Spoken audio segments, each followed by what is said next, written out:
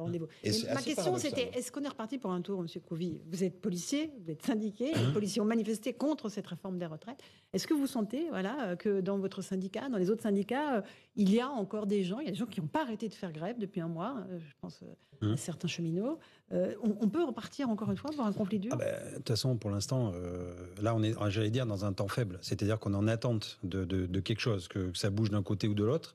Tout le monde, enfin, la base est quand même bien remontée. Contrairement aux hommes politiques, c'est-à-dire que nous, on consulte la base dans les syndicats. C'est-à-dire qu'on n'invente pas, on s'invente pas leader en disant tiens, ça nous fait plaisir demain de faire une grève. C'est la base qui nous dit nous, on veut que vous portiez justement notre mécontentement et on veut continuer cette grève et ce mouvement. Donc en fait, nous, on est le truchement, je veux dire, de cette base.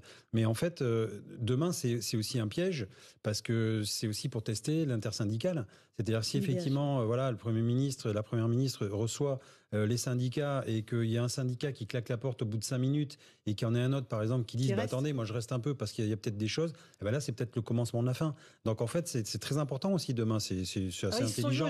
C'est assez intelligent aussi de la part de l'exécutif.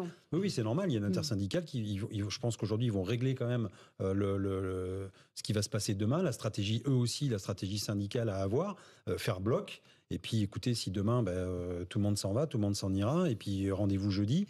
Et déjà, même, je veux dire, tous les jours, il y a aussi des manifestations. Demain, par exemple, à 17h, place de l'Opéra, il y a un rassemblement de forces ouvrières pour continuer justement ce mouvement. Donc, on maintient la pression. Non, on n'a pas envie de lâcher l'affaire, parce que pour nous, c'est un sujet sociétal, et on ne s'arrête pas à des petites manigances politiques.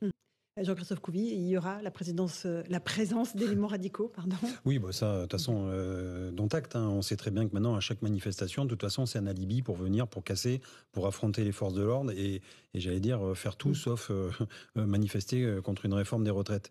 L'enjeu, effectivement, encore une fois, de cette manifestation, c'est que ça se passe bien pour les gens qui veulent venir manifester, j'allais dire, en solidarité contre cette réforme de retraite et surtout en toute sécurité.